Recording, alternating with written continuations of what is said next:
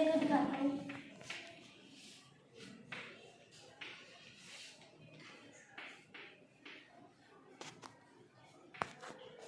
अब हम इसमें ऊपर वाली आइडेंटिटी लगाकर इस क्वेश्चन को सॉल्व करेंगे। तो सबसे पहले इसको लिख लेते हैं 3 और यहाँ पर इसका पावर लगा लेंगे। अब इसको सॉल्व करेंगे। 3 + 6 पावर 3 यहाँ पर लग गई। अब इसको सॉल्व करने के लिए हम इसको 2 बार इंटू कर लेंगे। इसका आंसर ए है और यहाँ पर इसका पावर n दी है और यहाँ पे ये b है और इसकी पावर यहाँ पे n दी है। तो इसको सॉल्व करेंगे।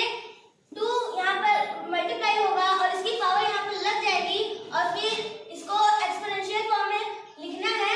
तो हमें इसको यहीं तक रखना चाहिए, लेकिन अगर आप सॉल्व करना चाहें तो ऐसे भी इसको 2 बार इंटू करके इसका आंसर कर सकते हैं।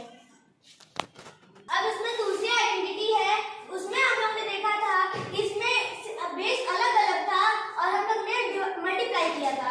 और अब इस केस में अब डिवाइड है और हमें क्या कहते हैं वो अलग अलग पावर उसकी सेम है। तो इस केस में हमें क्या करना होगा, सबसे पहले a/b कर देंगे और उसकी पावर n लग जाएगी। जैसे हम लोग ने वहां किया था उस n लग गई थी वैसे ही, और वैसे ही इस केस में भी यहाँ पर हम लोगों को करना है।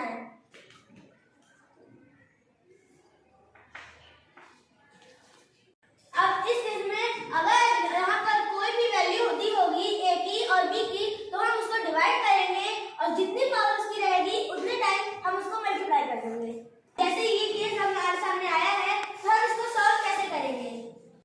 हमारा जो a है वो ये आया है इस केस में, और इसकी m जो आया है वो पावर है 5 और b आई है 3 और जो m5 है उसका पावर है 5।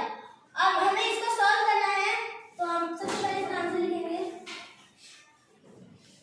और इसकी पावर यहाँ पे लग जाएगी। तो आंसर इस तरीके से आता है। नेक्स्ट लॉ है पावर ऑफ पावर।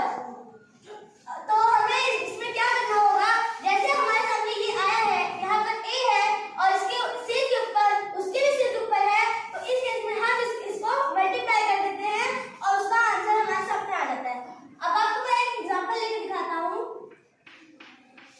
हमारे सामने है 2, उसकी पावर है 4 और उसके सामने पावर है 2। तो हम इसको सॉल्व कैसे करेंगे। सबसे पहले यहाँ पे हम 2 लिख लेंगे और 4 जो उसकी पावर थी और जो उसके ऊपर पावर थी उसको हम मल्टीप्लाई कर देंगे और फिर उसके बाद जो उसका आंसर आएगा 4a उसकी पावर आ गई। तो अब अगर इसके सामने और इसके ऊपर होती पावर तो ये सारे मल्टीप्लाई होते चले जाते, तो उसके हिसाब से ही उसका आंसर आ जाता। जैसे यहाँ पर मैंने एक और 2 लिख दिया।